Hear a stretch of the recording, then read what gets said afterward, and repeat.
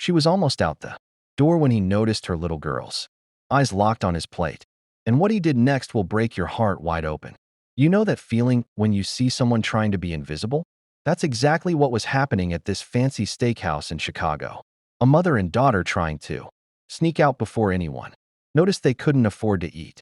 But one man saw something that stopped him cold, and his next move changed everything.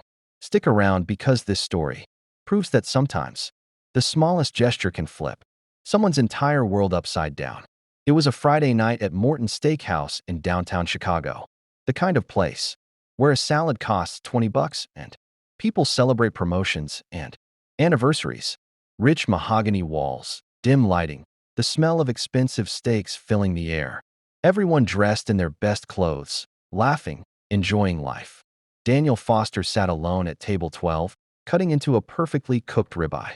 He was a regular here, made good money as a commercial real estate developer. Came here twice a month just because he could. Tonight he was tired from a long week. Just wanted a good meal and some quiet time before heading home to his empty apartment. That's when he noticed them.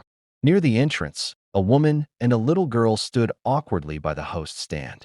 The woman, her name was Rachel, looked to be in her early 30s. She wore a clean but worn-out dress, the kind you get from a thrift store and take care of like it's designer. Her dark hair was pulled back in a simple ponytail. She looked nervous, her hands fidgeting with her purse strap. Next to her stood her daughter, Sophie, maybe 6 years old, with curly brown hair and big curious eyes. She wore a little yellow dress that was too short for her now, clearly something she'd outgrown but they couldn't replace yet. The host, a young guy in a crisp white shirt, looked uncomfortable. "Ma'am, I'm sorry, but we don't have any tables available right now. The wait is about 90 minutes. Rachel's face fell. "Oh, okay, that's fine. Thank you." She started to turn away, gently pulling Sophie's hand. But Daniel saw something the host didn't. He saw Sophie's face light up when she walked past his table. Her eyes went wide, staring at his plate like it was the most amazing thing she'd ever seen. Not just the steak, but the mashed potatoes with gravy, the roasted vegetables, the warm bread in the basket. She wasn't just looking at food. She was starving. Rachel noticed her daughter staring and quickly pulled her along. "Come on, sweetie. Let's go." "But mommy, that food looks so good," Sophie said, not even trying to whisper. "I know, baby. Maybe another time." Rachel's voice cracked just a little. They were almost to the door when Daniel made a decision. He stood up fast, his napkin falling to the floor. "Excuse me," he called out. Rachel froze. She turned around slowly, her face going red with embarrassment. She thought she was in trouble. Thought maybe the restaurant didn't want them there at all. Daniel walked over to them. And here's where most people think this story goes one way. But it goes somewhere completely different. "I'm sorry to bother you," Daniel said, keeping his voice gentle. "But I couldn't help but notice your daughter admiring my dinner." Rachel looked mortified. "I'm so sorry. We were just leaving." Sophie apologized to the nice man.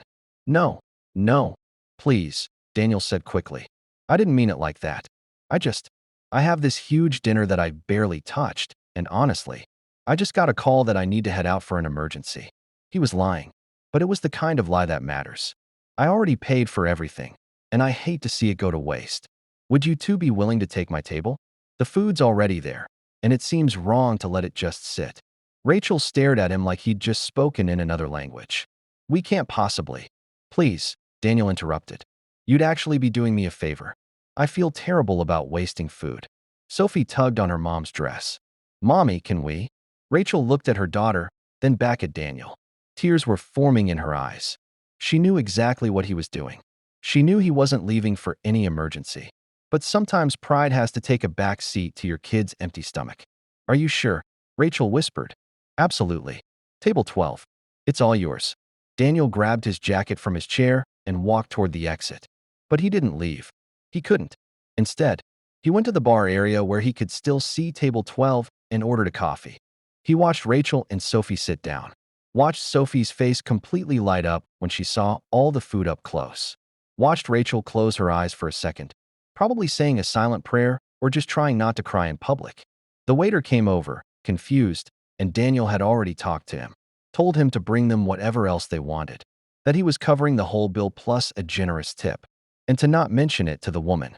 Sophie took her first bite of mashed potatoes and literally bounced in her seat. Mommy, this is the best thing I've ever tasted. Rachel laughed, actually laughed, and took a bite of the steak. Daniel could see the relief wash over her face. Not just because of the food, but because for one moment, one single moment, she could give her daughter something special. Daniel signaled the waiter over to the bar. Can you tell me their story? Do you know them? The waiter, whose name was Marcus, nodded slowly. I've seen her come in here before. Never to eat, just to ask about job openings. She's been looking for work for months. I think she's been struggling pretty bad since her husband died. Daniel felt like someone had punched him in the gut. Her husband died? Yeah, from what I heard from another staff member, it was about a year ago. Some kind of accident at his construction job. Left her with nothing. No life insurance, a bunch of medical debt, and that little girl to raise alone. Daniel watched Rachel help Sophie cut her steak into small pieces.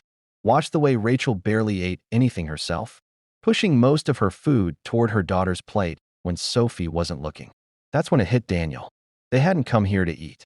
Rachel had probably walked past this restaurant 100 times with Sophie, and the little girl had probably asked about it every single time.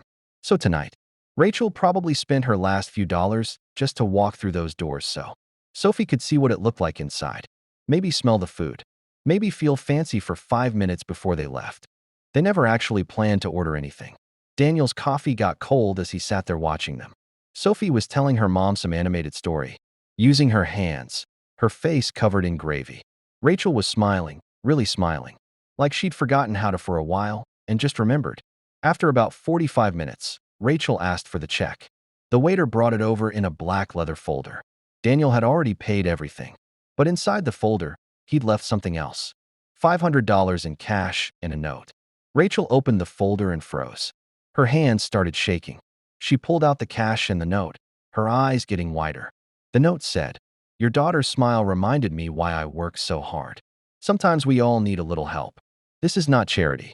This is one human being helping another. Use this to get back on your feet.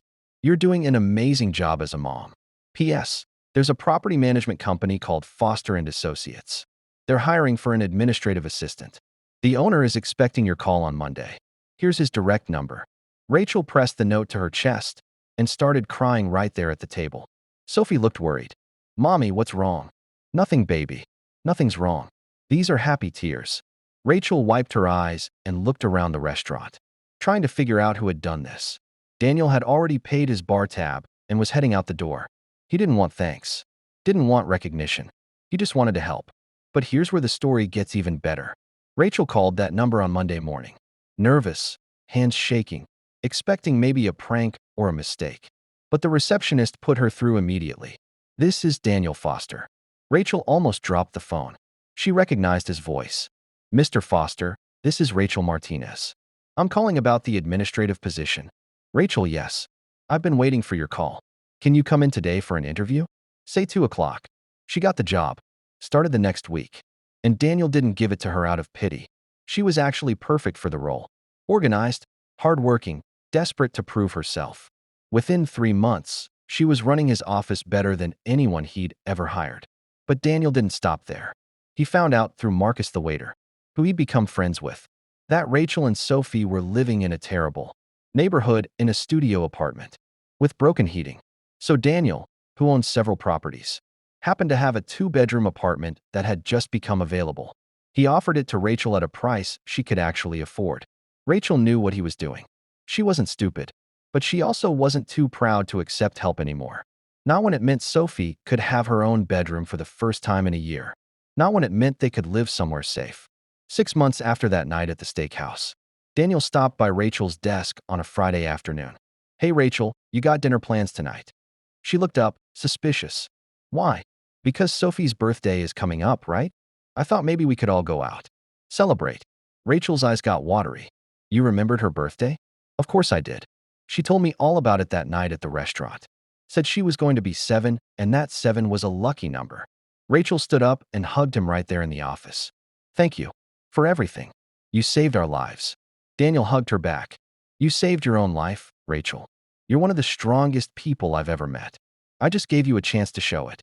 That night, they went back to Morton's, the same restaurant. But this time, Rachel walked in with her head held high.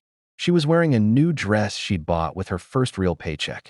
Sophie was wearing a brand new birthday outfit, her curly hair done up with ribbons. They sat at table 12. The same table. Marcus was their waiter again. He brought out a special birthday dessert for Sophie, complete with candles. The entire restaurant sang happy birthday. Sophie beamed, living her absolute best 7-year-old life. After dinner, when they were walking to Daniel's car, Sophie grabbed his hand. "Mr. Daniel?" "Yeah, kiddo. Are you my mommy's boyfriend now?" Daniel laughed, and Rachel looked completely embarrassed. "Sophie." "Oh my God." But Sophie persisted. "Because you should be. You make mommy smile like daddy used to." Daniel knelt down to Sophie's level. "Your mommy is a very special person, Sophie. And so are you. I'm just happy to be your friend." But here's the thing. Over the next year, Daniel and Rachel did become more than friends. They fell in love slowly, carefully. Both of them scared of getting hurt. Both of them protective of Sophie. But it happened naturally, like all the best things do. 2 years after that night in the restaurant, Daniel proposed to Rachel. Not at some fancy place, but at table 12 in Morton's, with Sophie right there. Because she was part of this from the beginning. Sophie was the flower girl at their wedding. And if you ask her today, she'll tell you that her stepdad is the best man in the whole world. And it all started because she was hungry and stared at his plate. See, here's what this story really teaches us. Most people walk past opportunities to help every single day. We see someone struggling and we look away because it's uncomfortable, because we don't know what to say, because we're afraid of being intrusive or making it weird. But Daniel didn't look away. He saw a hungry kid and a desperate mom. And instead of feeling awkward about it, he did something. Something simple. Something that cost him basically nothing but meant absolutely everything to them. And yeah, this story has a fairy tale ending with a wedding and a family. But even if it hadn't, even if Rachel had just taken that job and moved on with her life, Daniel's actions still would have mattered. Because he gave her hope when she had none. He gave her a chance when everyone else had shut the door. That little girl staring at his plate could have been just another awkward moment he ignored. Instead, it became the moment that changed 3 lives forever. So next time you see someone struggling, don't look away. You don't have to give them your whole dinner or offer them a job. Maybe you just smile. Maybe you pay for their coffee. Maybe you hold the door open and actually look them in the eye and say, "I hope you have a good day," and mean it. Because you never know when you're small. Act of kindness might be the thing that saves someone. You never know when paying attention to what others ignore might change everything. Daniel didn't set out to find a wife that night. He just set out to feed a hungry kid. Everything else was just life rewarding someone for giving a damn. Watch what this stranger does when he sees a homeless man. That'll restore your faith in humanity.